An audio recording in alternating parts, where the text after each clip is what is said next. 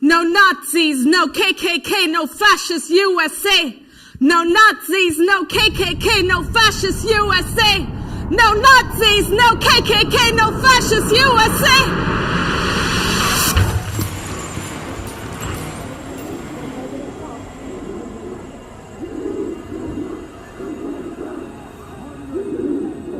Downtown Charlottesville. Authorities right now have this intersection blocked off. They are looking through the crowd, making sure that they have been able to find everyone.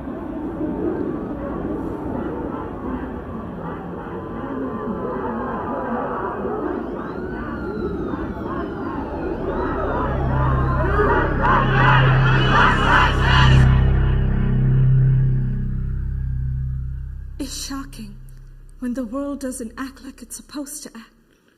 People aren't supposed to come barreling into a crowd of people. People aren't supposed to cause mass destruction. And then if they do, the people that are supposed to help are supposed to be there. And when those two things happen at the same time, it really rattles your world. There's a cadence to marching. And so you're in that cadence, and then the whole thing gets disrupted in such a violent way. People were in the air, and shoes were in the air. And I was just shocked at how many things flew up into the air in that moment. The noise of metal on people, and metal on metal. When you think about a moment that's going to change your life forever, you never realize it's going to come with so much concrete, not just images, but sound. Like three-dimensional sound.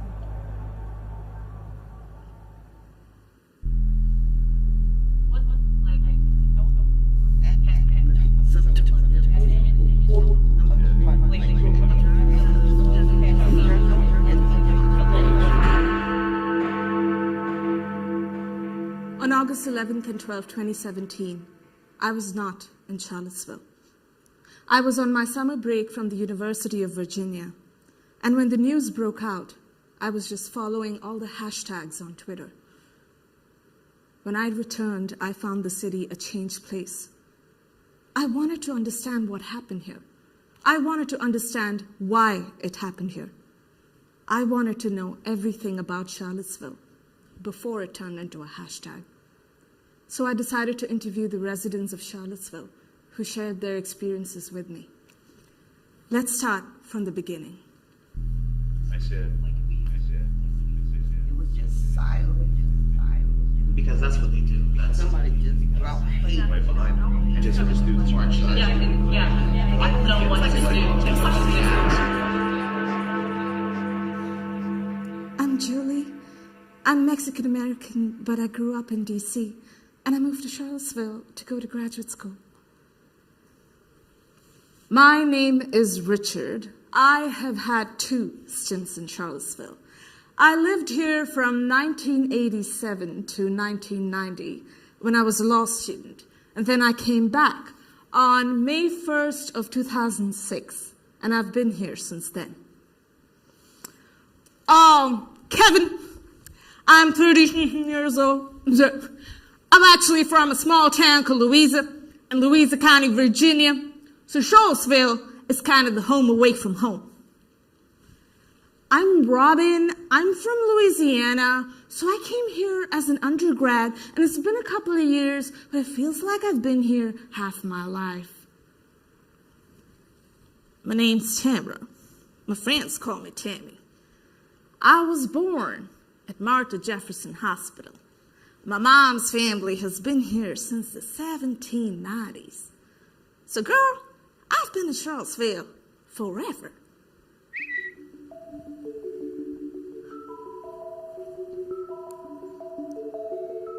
Happiness is a place called Charlottesville. Hashtag love affair.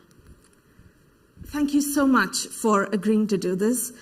I just wanted to let you know that this is not just a Q&A, it's more of a conversation between us, so you can talk about anything that you're comfortable sharing with me. why don't we start with your relationship with Charlottesville? My relationship with Charlottesville? Wow. Okay. Well, it was like a little bit of a love affair, you know? It's a great city. No wonder it's in all these great places to live list year after year. It's kind of self-contained, and I like that there's a university here, there's culture here, and yet there's countryside and country people. I'm a country bumpkin. Grew up in Louisa County, but I've always come back to Charlottesville. When I graduated, the first thing I wanted to do was move can I curse? I'm sorry. Okay. Charlottesville has always been the place that you come to chill. And I take Charlottesville very seriously. It's been the place where I got my first job. I met my first girlfriend here. So yeah, just a lot of firsts, to the point where I consider Charlottesville my home. You know, my friends are in Charlottesville. My work is in Charlottesville. My life is in Charlottesville. Again, I take Charlottesville very seriously. So yeah, I've never lived within the confines of the city of Charlottesville, but Charlottesville's my place. Charlottesville's my home. I'm from southern Louisiana, which is all swamp, so rock is still very exotic to me. The fact that there were all these rocks and some of them were mountains, that was really thrilling. I remember one summer my friend and I went for a hike, and she was from Colorado, so rocks didn't particularly impress her, or mountains. But I was like, look at that rock, look at that rock, look at that rock, look at that rock. She was like, enough with the rocks. So yeah, it was beautiful. It still looks like a storybook to me. It looks like something I would have seen in a painting when I was a child, but I've never really seen a landscape like that before.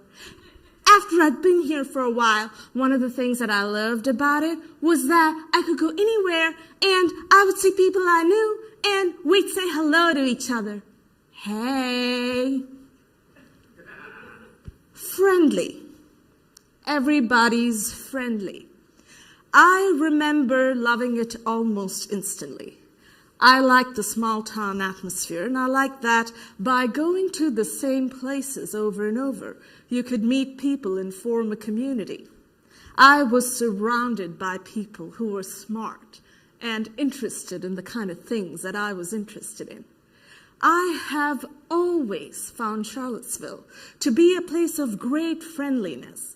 I find it to be a very warm place in terms of my interactions, like if I'm at the store, or if I'm chatting with the person at the checkout, the line of Target or a Kroger, or at a coffee shop, or walking down the open market. I always think of it as the farmer's market.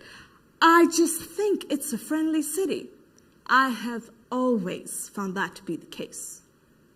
Girl, that's the thing. Charlottesville is this amalgam of pockets of population.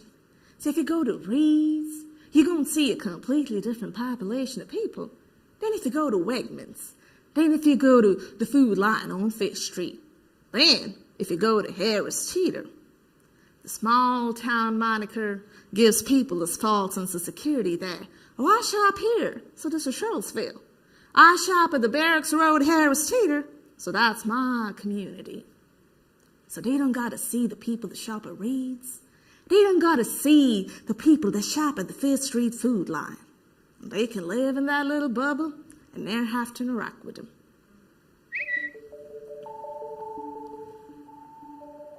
Charlottesville named number 2 friendly small city in the U.S. Hashtag the hook. Tell me more about the people of Charlottesville. Well, the people of Charlottesville have always been a mixture, right? There's the academic group here that's very transient.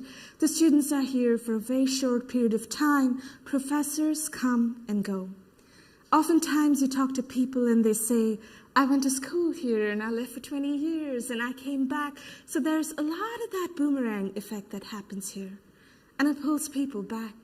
They call Charlottesville the hook because it pulls people back in.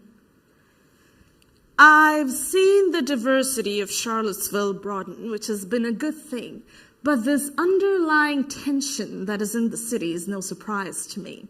I've seen it sort of simmering for a long time. Although it may seem like a very progressive community, I think for many years it's been progressive for some people and certainly not for others. Before August 12, it was just my home. It was just where I live, where, all my family is.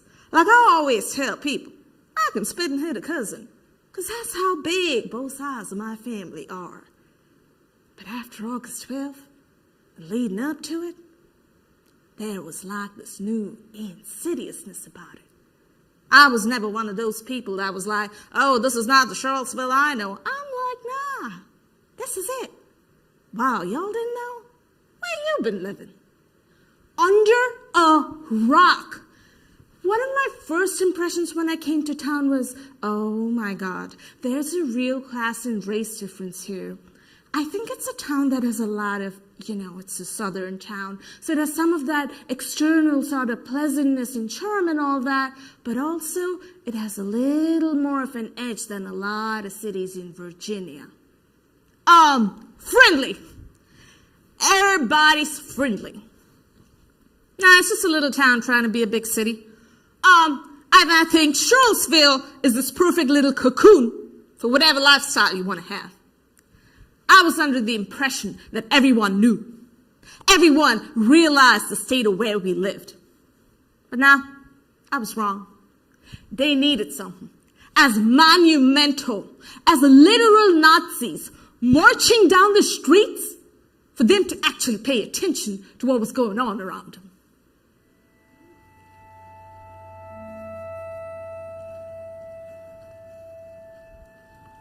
I completed the first round of interviews this week.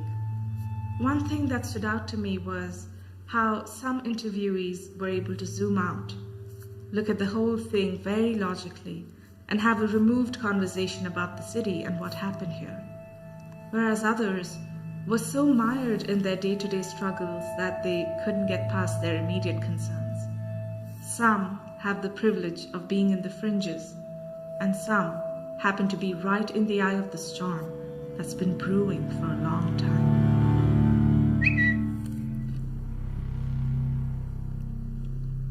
Charlottesville attack puts a spotlight on online hate.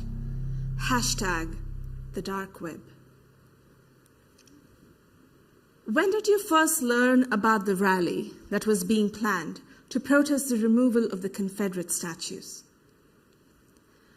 My first exposure to the whole question was seeing the flyer that they made for the Unite the Right rally that had really overt Nazi imagery on it.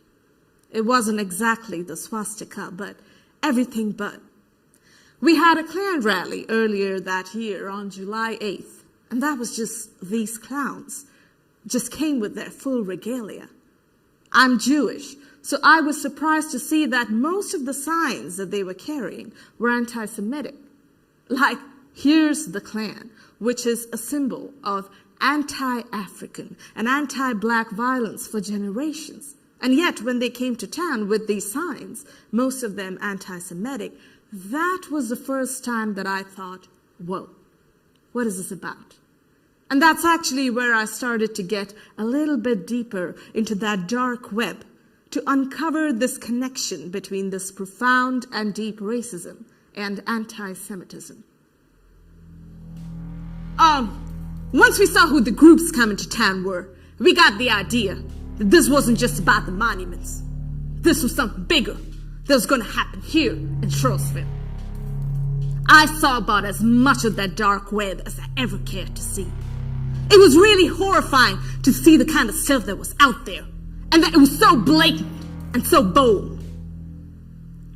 It's hard to know how seriously one had to take that. I mean, Any idiot can stand behind a computer in a basement somewhere. Sometimes you read stuff on the internet and you get that feeling this is some loser somewhere in a basement just venting or whatever. It's hard to know. How many people reading this? It's hard to know. Is this a mainstream kind of a thing? How serious is this? Is this just a small group of people just talking to one another?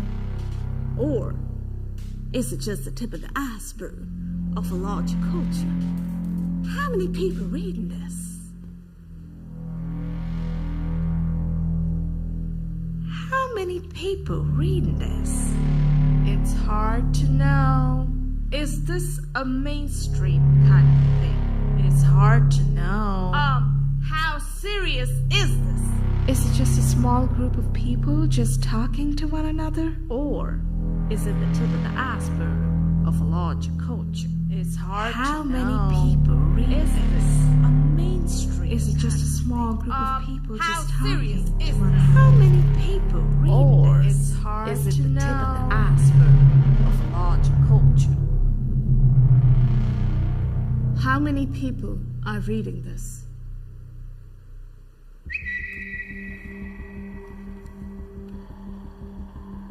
Nazis coming into Charlottesville. Who will stop them? Hashtag Warzone. Where were you on the day of August 12th, 2017? I came here later than I thought I would. I had to run back home because I left my second battery for my camera. I love to take photographs. May I? I wanted to be here as well as be a witness and document it. When I got here, it was a real ghost town. It was very bizarre just walking through the aftermath. I never saw any of what I now sort of refer to as the battle. I just saw the battleground, which is clearly chaotic. There was the smell of chemicals in the air. There was a lot of physical evidence of what had gone on around here. Painted police cars and broken things on the street. It's the closest that I'll ever get to anything like a war zone in my life. I'd set up an art event at Champion Brewery. So I'm standing outside Champion, setting stuff up. I look up, and there's this black, it looked like a small Toyota, but it's all black. And this tall guy with this huge beard gets up. He's dressed in all black. He gets out and puts on a black face mask. And I'm like, what is that?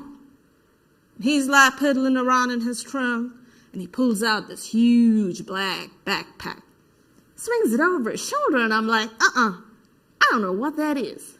So I turn to one of the search members and I say, what is that about? And he kind of looks and he goes, okay, you're going inside. I was like, okay, I'm happy with that. I'm good with that. No problem. Turns out he was just a paramedic from Ohio who had driven all night to come and help in case of injuries. He was on the anti-racist side. I'm like, dude, really? You were dressed in all black and have a black face? Really? Yeah, just freaked me the F out.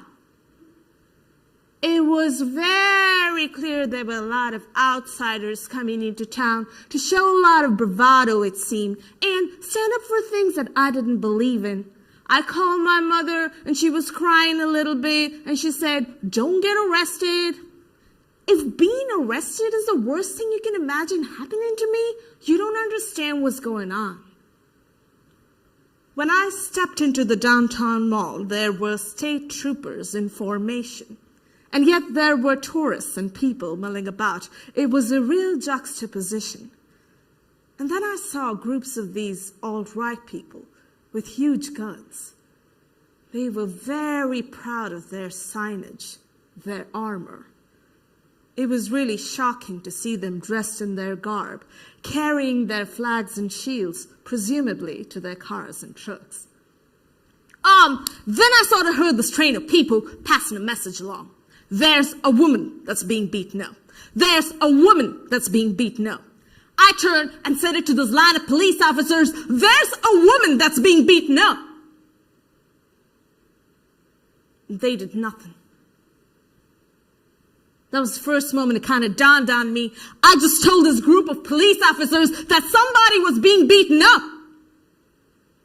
And they were just staring straight ahead, not doing a thing.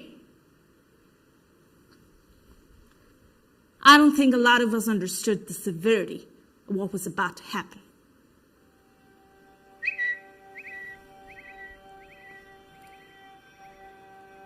White nationalists used tiki torches to light up Charlottesville March.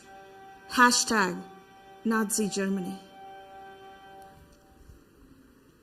What do you recall from the night of the Torchlit rally on August 11th, 2017? I'm fortunate that I'm one of those people that has a very good memory. I've had people say to me before, how do you remember those kinds of details? For whatever reason, I'm wired that way. At 8:20, President Sullivan called me and said there might be a rally, a small rally at the university, by the Jefferson statue at the rotunda. I said to my husband, I need to go in. And he said, Richard, I'll go with you. So we hopped into the car and drove in. It was very quiet when we got there, and still light because, it's the summer. It's not pitch dark yet. I walked around to the plaza where the statue is. It was quiet, not a lot going on. On August 11th, there was a congregation at St. Paul's Episcopal Church, right across from the rotunda. Basically, pray for Charlottesville. Not prepare, not build barricades, not kick the motherfuckers out. Pray for Charlottesville. Yeah, whatever. We'll just go over to this place and pray. God bless y'all. It was a beautiful service for people that truly needed it. I was scrolling on Twitter and I saw they were going to have a torchlit rally. So I hopped into my car and I drove to campus and I saw people with unlit torches at that time. It looked like a bunch of frat bros running around. I called Tammy immediately and asked her if she wanted to come. Right after the service was about to let out, as it was getting dark, we got word that a group was coming down. And it kind of came like a game of telephone. There's a group that's coming down. I'm not really seeing anything here. Do you want to come? I think it's important to show up. Girl, come pick me up. Nobody can get in, nobody can get out. The doors are locked and the church is on lockdown. So she came home, picked me up. Right when we got there was when they were coming up the rotunda.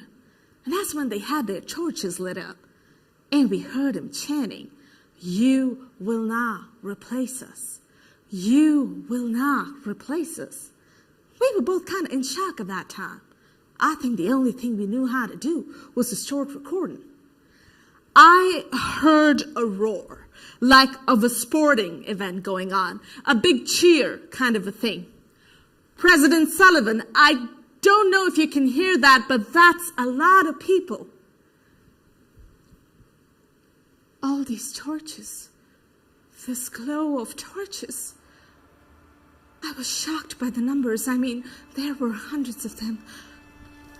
They start to come toward us, and they're chanting, "You will not replace us. Jews will not replace us."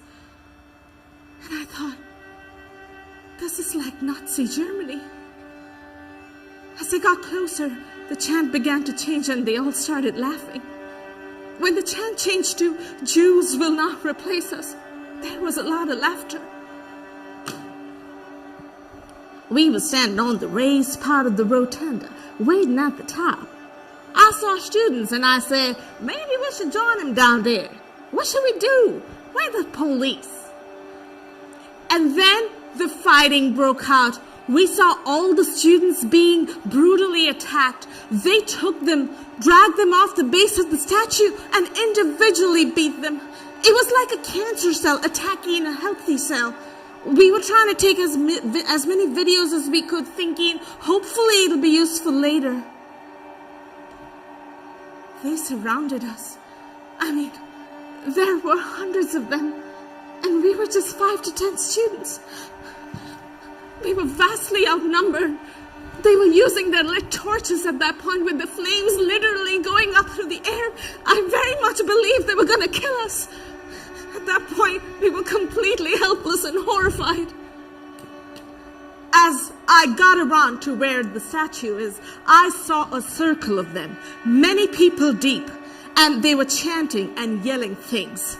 I said to the students, "This is Dean Wills. This is Dean Wills. This is very unsafe. I need to get you out of here." And a torch came flying in. Shit! Around 9:30, they opened the doors from the back of the church so everybody can get out. We crossed around, and all I saw was flashing lights and shirtless, jubilant, adolescent white males. It was like summer camp out there for them. They were having a ball, but a lot of us were living in fear. When all of this chaos is happening, a person calmly walks up the stairs right toward us, flanked by what looked like security. Here, when he was 10 feet away, we realized that's the alt-right leader, Richard Spencer. He walks up and tries to give a speech. "We have won. Yeah, we have claimed and restored victory. We have taken the streets." But no one could hear him. When he realized that, he just dips. He just tries to leave. The police are coming in at that point. We just thought he was trying to evade arrest. We were not having it. I have no idea where it came from, but I was like, we should follow Richard Spencer. I just didn't want him to get away. Or at least I wanted there to be evidence of him just being a coward. So we followed him all the way to the campus where he got picked up.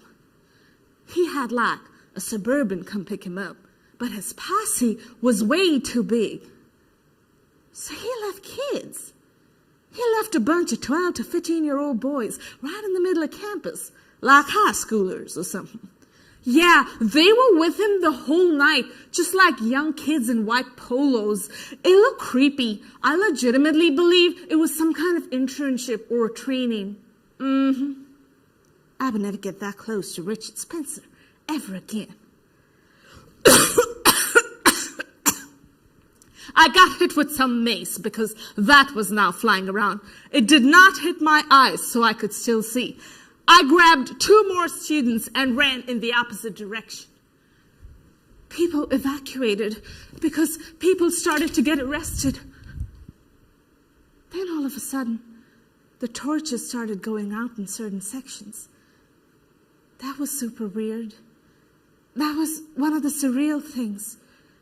Just like looking at all the dog tags. I'm assuming it came from the Nazis. On August 11th, it didn't feel like it was about the statues. It just felt like it was more about showing their numbers. Just like intimidation. For them, I don't think it was ever about the statues. I just think it was a nice excuse. I think they were just like, let's use this opportunity as much as we can to meet our ultimate goals. We posted those videos with the intention of asking more people to come to Charlottesville. After experiencing this, I was definitely worried about what would happen the next day.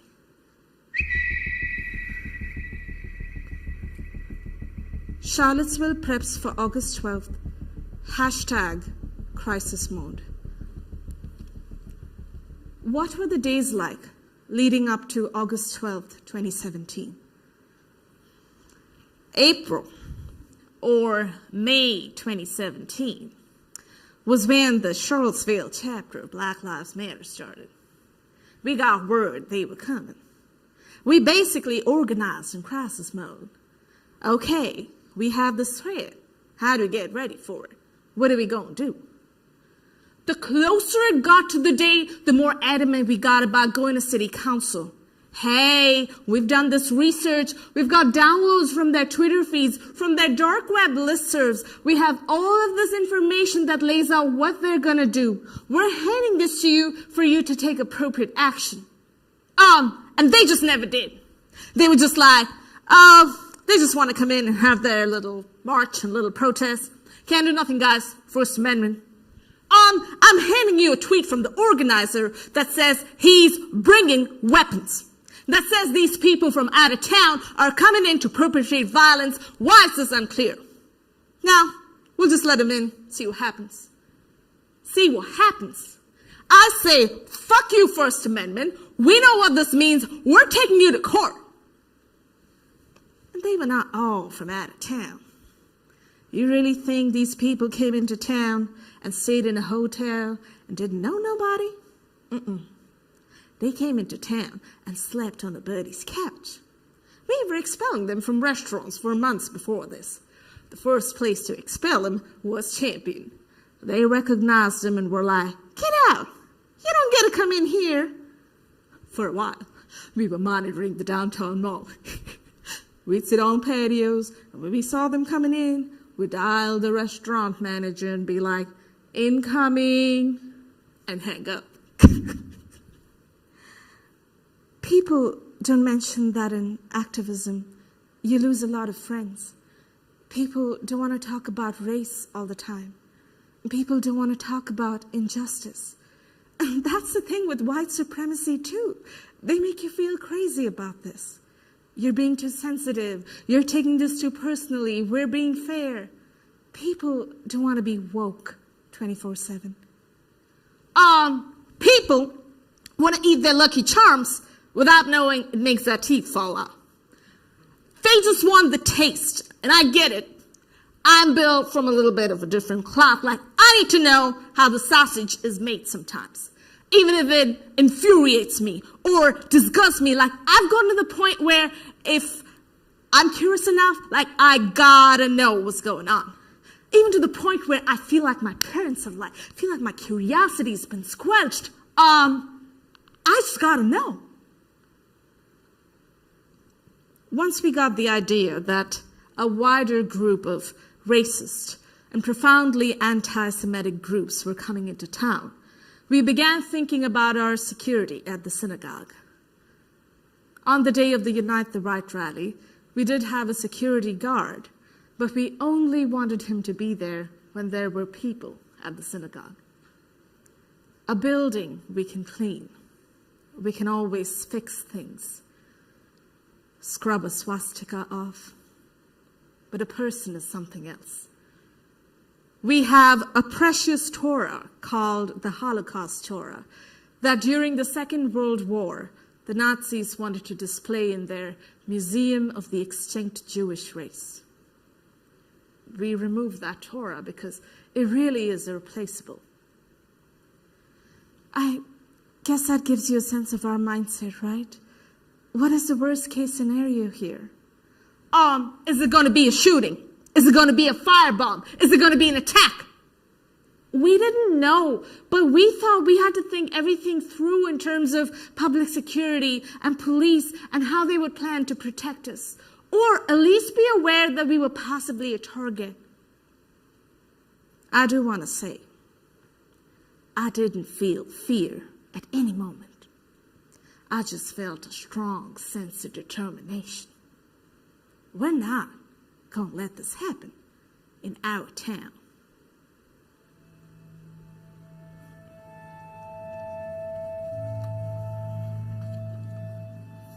Today there were 9 interviews back to back, all survivors of August 12th.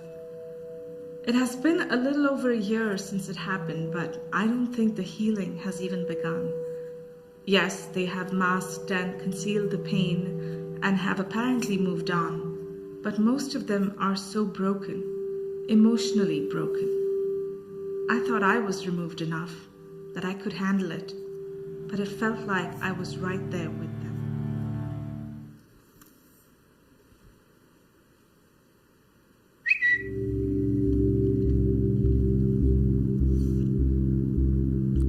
Poverty turns deadly in Charlottesville. Hashtag our streets. What made you decide to be there at the counter-protests on August 12, 2017? Sometimes you just hear something like, I want to sound cliche, but like a calling, like a touch that just says you gotta be there. So I found myself being there, and I wasn't gonna turn back. There was a lot of violence that morning already. Throwing that giant newspaper stand, people getting seriously injured. We knew what was gonna happen. They were gonna go in. They were gonna intimidate, cause people to react. Because that's what they do. That's the tactic of white supremacists, to antagonize first and attack second. It's cowardice. I think as a white person on that day, I completely understand why people wouldn't trust me. They're obviously going to look at you with suspicion, like, why are you here? What side are you on? I pretty much did that with other people that I saw, especially white people in camo or wearing pro-Second Amendment t-shirts and Confederate flags. For the most part, it was basically posturing. It was mostly violent Nazis, but also douchebag white kids who just wanted to come down and flex. So they'd shout some stuff at us, or we'd shout some stuff back. It was whatever for a second. And then state of emergency was called. That was when the police decided to gear up and push the Nazis out of McIntyre Park. We're like, great, get the fuck out. We saw them march away. We saw Richard Spencer run down the street, and everybody laughed at him. And that's when all the counter-protesters went to McGuffey Park. I went there, put my book bag down, and kind of just laid there in the sunlight, and I thought, everything's done.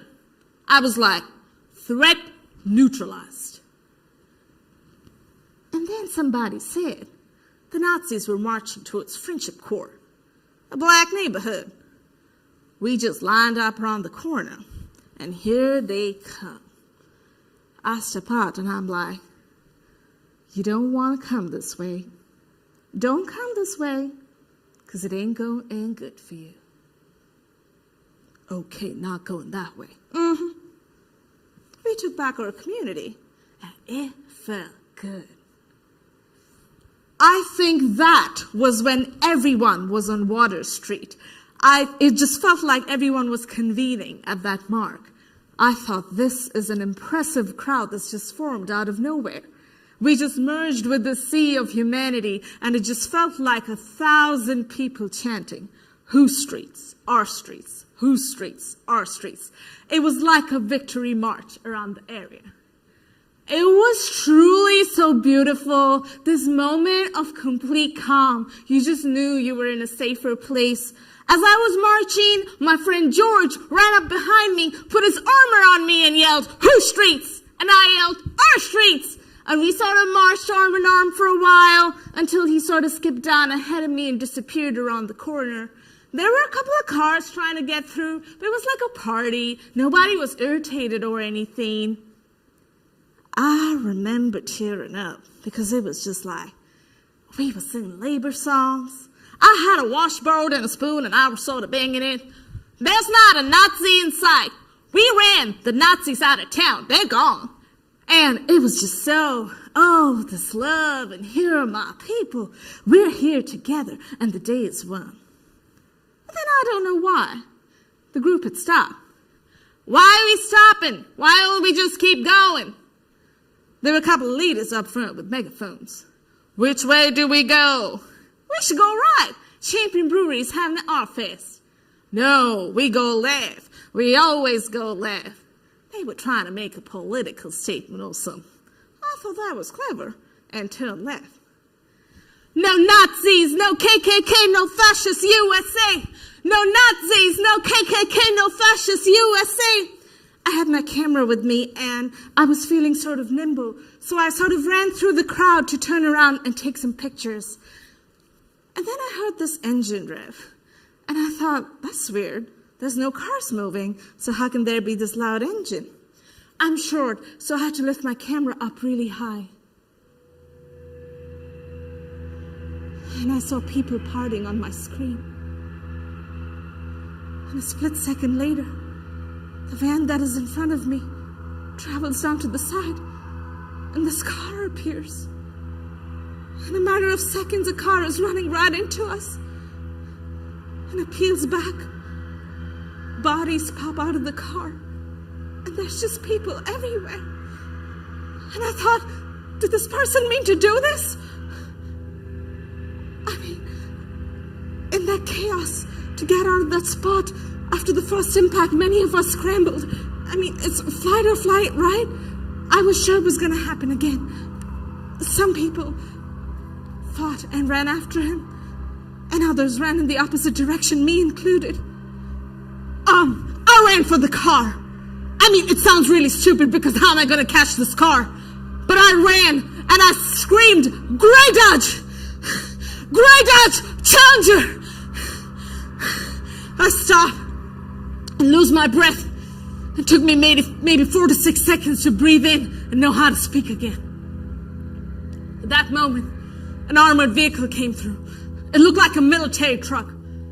I waved it back and walked back, thinking people would walk out and form a perimeter. Then a guy pops out with a gun on top, with a .50 caliber rifle, and points it directly at the group of individuals who'd just been ran over. And I thought, this is it. There's a whole bunch of bleeding, traumatized individuals with a .50 caliber rifle pointed directly at their face. And that was when we ran out the back of the alley. Get on higher ground, get off the streets, get on higher ground, don't let them hit you. We didn't know whether to stay or run. In that moment, I thought many people had died because all I saw around me were hurt and bleeding people. I'm in full hysterics at this point. I couldn't breathe, completely sobbing. Then a group of people came who'd just seen their friend be hit by a car. And we just sat in a circle and hugged each other. Medic! I saw a person bleeding. Medic! I saw a person with their eyes roll at the back of their head. Medic! I reached down to pick them up, but then again, don't touch them. Let the medic come. Medic! I was attended to by volunteer medics and taken to a makeshift trauma center. And there I was. I came into town sort of late for the game, and I ended up in ground zero for no particular reason. From happiness to victory and jubilation to horror and pain and just confusion.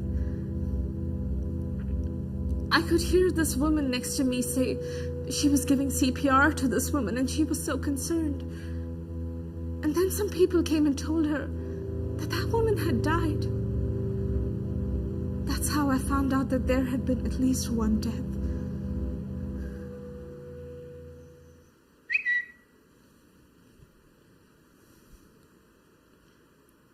Heather Heyer's mother picks up her baton. Hashtag remembering Heather.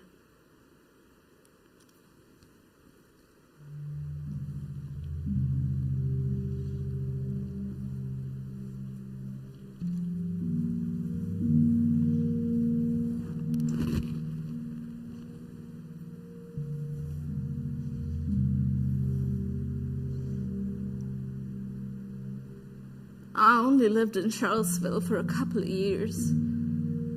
Ironically, within 5 miles of where Heather was conceived, Heather was born, and Heather died.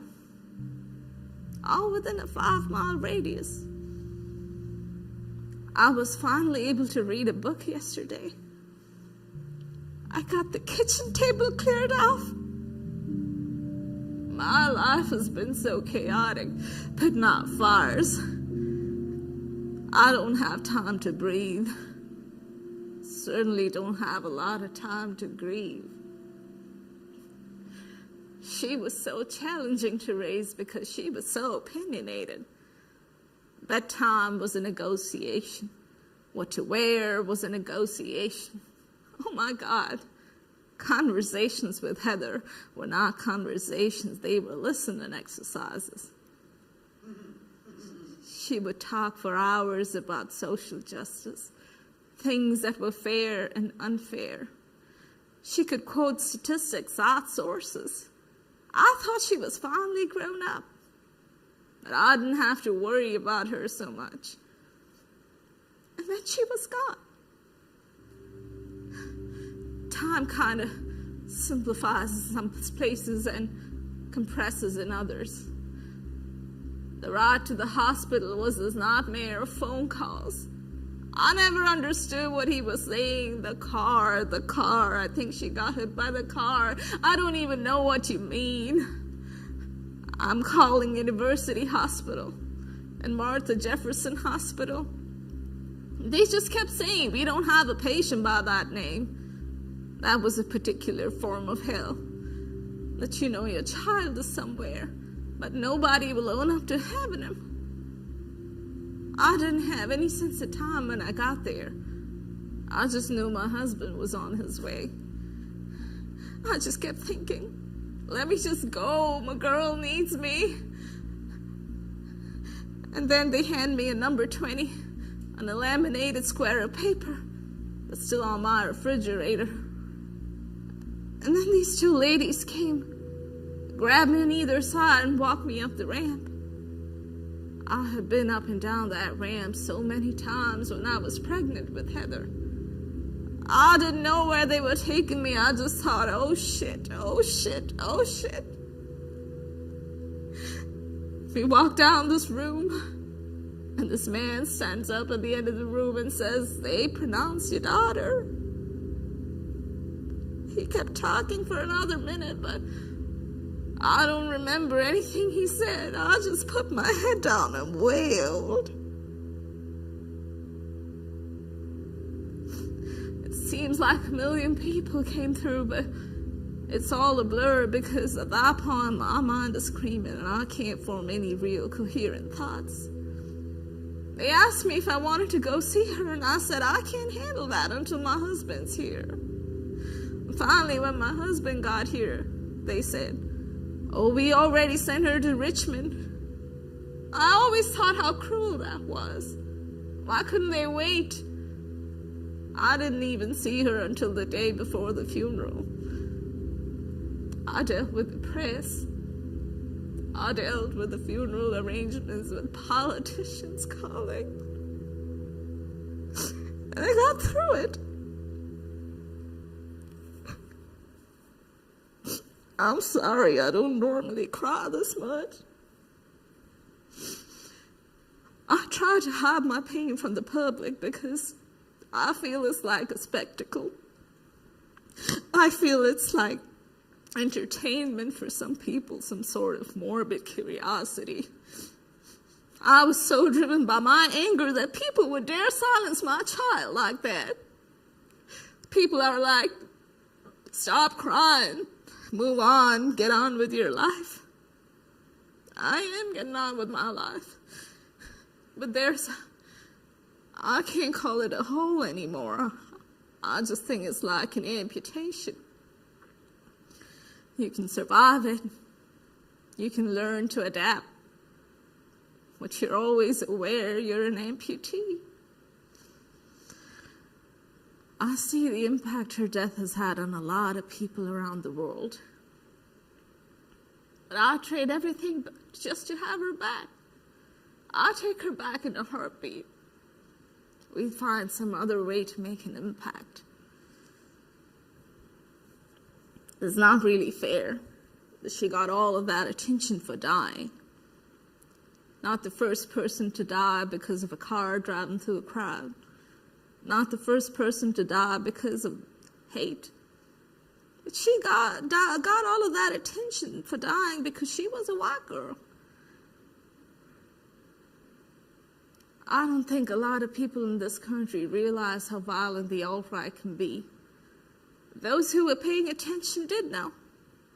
Most of us were not paying attention, which is ironic because Heather had a motto she'd adopted. If you're not outraged, you're not paying attention.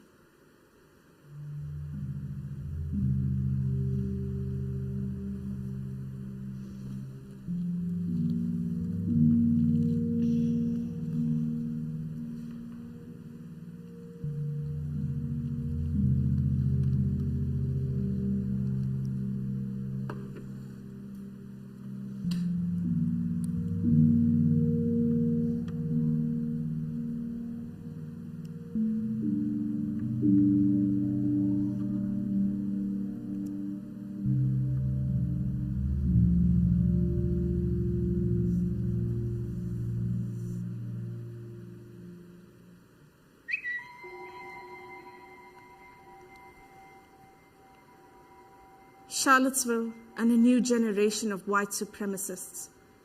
Hashtag alt-right. On August 11th and 12th, 2017, I was not in Charlottesville. When I saw the video of the torchlit rally, the first thing that I did was go to the Daily Stormer website and read A Normie's Guide to Alt-Right. Such a strange thing to do, right? People were like, why would you increase the number of hits on their website? Are you out of your mind? I wanted to understand. I wanted to understand how in their minds was any of this justified. What I read shocked me. Normie is a term used to refer to individuals who have not yet joined the alt-right. These people are viewed as incapable of objectively processing information. The core concept of this movement is that whites are undergoing an extermination. They have no right, in my opinion, to have done what they did. But those people are motivated by something that I think we need to understand. I think they're terrified. Those people are terrified of white people becoming a minority. And it's coming for them. And the closer it comes to white people becoming a minority in this country, the more scared some of them gonna be. The alt-right is an online mob of disenfranchised, mostly anonymous, mostly young white men. This is fundamentally a youth movement, mainly made up of millennials. Privilege is a hard thing to face and admit that you have. But by facing it, you get to see through that two-way mirror. And by not facing it, all you're doing is looking at yourself. And all you see is you and people like you. It takes a lot of self-reflection and a deep concern and empathy for people around you to be able to break through that mirror and see to the other side. The alt-right does not accept the pseudo-scientific claim that all races are equal.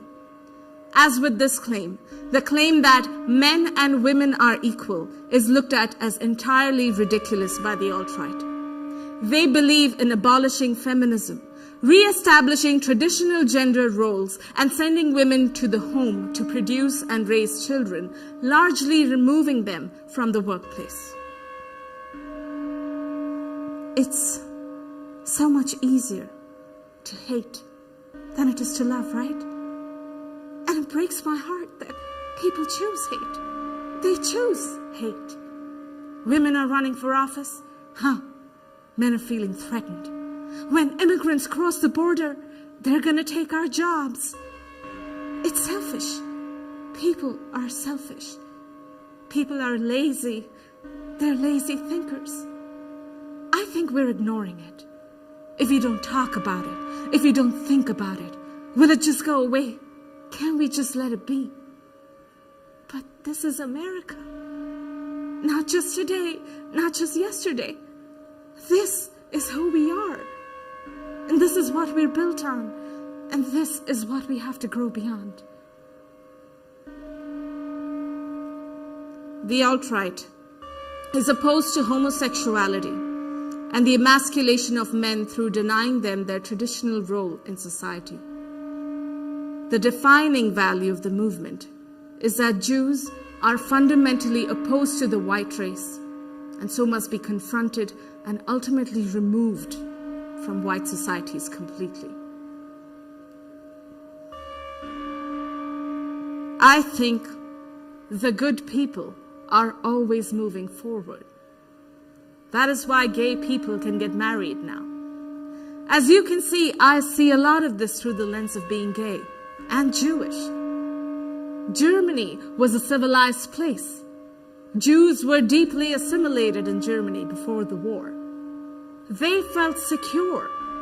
They felt like me. I totally understand how this can happen here. I'm honestly deeply afraid that it will happen here. The Torchlit rally was certainly an example of where we are, where we could be headed. It's not just a theoretical, oh, this could happen here. If we don't do something, it will happen here. What happened on August 11th and 12th, 2017 is a symptom of the battle that exists between good and evil. But I'm hopeful for Charlottesville. I think if disaster comes, and if they're hunting down Jews, there are a lot of people in Charlottesville who will be hiding people. You know, the people in Holland who hid Jews during the Second World War. Yeah, I think Charlottesville will be that place. The alt-right believes in mass deportations of all non-white immigrants, regardless of whether or not they were born here.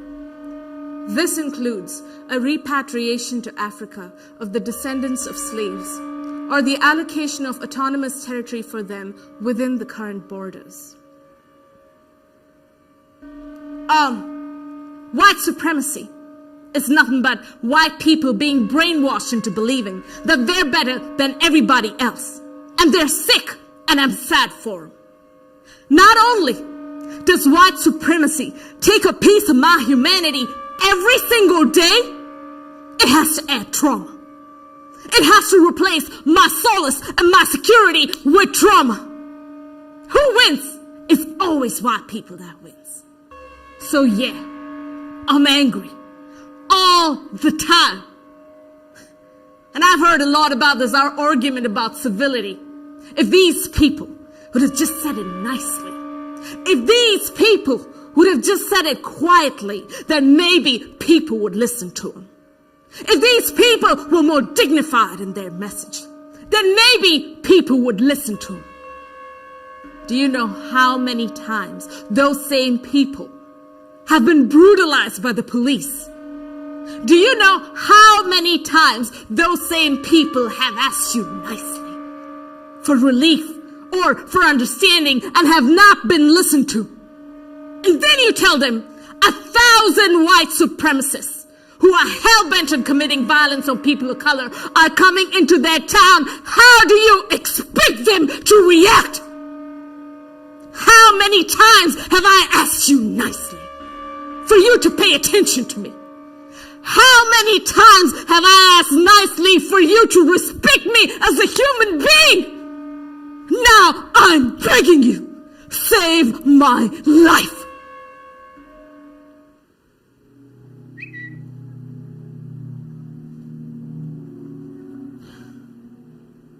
Every day is August 12th in Charlottesville.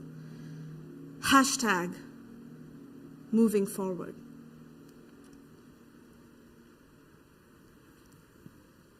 It's shocking when the world doesn't act like it's supposed to act. You can't go back to the moments before it happened to you.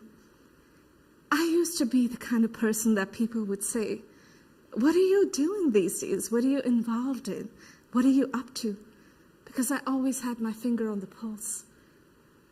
Now I'm the kind of person that people say, "How are you doing these days?"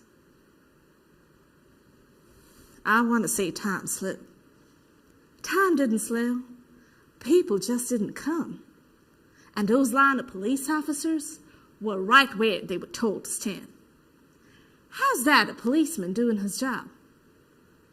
Unfortunately, the way we train police is written on every car to protect and serve.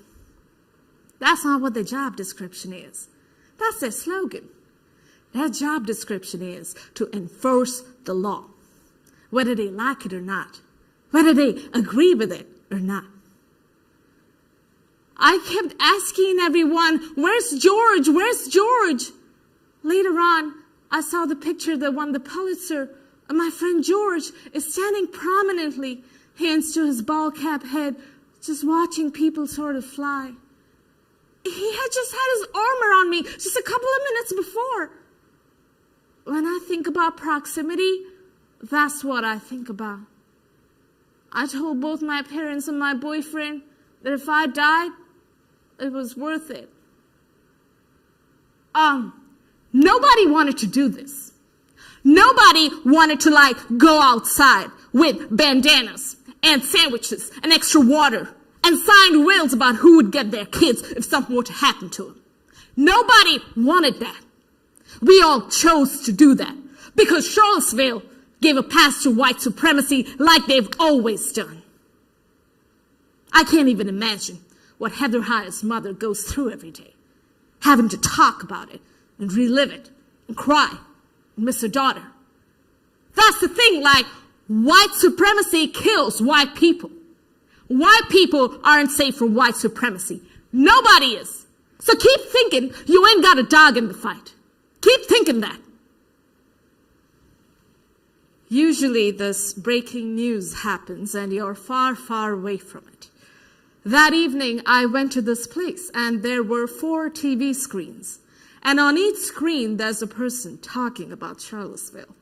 And they're talking with such confidence. And I'm thinking, I was here. Nobody knows what happened here. And here they were on national news, 4 sets of experts just telling the story. They had 45 minutes to fill, and so they just talked. That to me was a real wake-up call. The rose-colored glasses came off. I bought into the beauty of it all and the quaintness of it all. I fell in love and was sort of swept away by it. It's hard to put those glasses back on. You don't see the place the same anymore. It's beautiful on the surface, and the people, many of the people in it are beautiful people, but by no means are we a perfect place. People are treating it as if it's a virus that started in 2017. This is a cancer that started in 1776. The forefathers of this country chose to sacrifice the humanity of enslaved Africans in order to build this nation. And it's been eating away at this nation since then. I see Charlottesville as a microcosm of this country. Charlottesville, Monticello. That's kind of the cradle of the nation, right? What grew up here was pushed across the rest of the nation. But I think if we can get it right here, we can push that across the nation too. But it's going to be uncomfortable. It can't just be about the dollar bill, y'all. We have Skokie, Illinois as precedent. We have Charlottesville as precedent. Moving forward, I invite us to ask this question. What if it wasn't white people that died in all of this? Would we write a story about it? Would we pay as much attention to it? Would it be cemented in history like it is? I don't even think it's that cemented. I think this is another thing that Charlottesville wants to just sweep under the rug. But this is America. This is who we are. This is another unnecessary death brought on by racism and a failure to understand oneself. Self-reflection. Yeah, that's what I invite.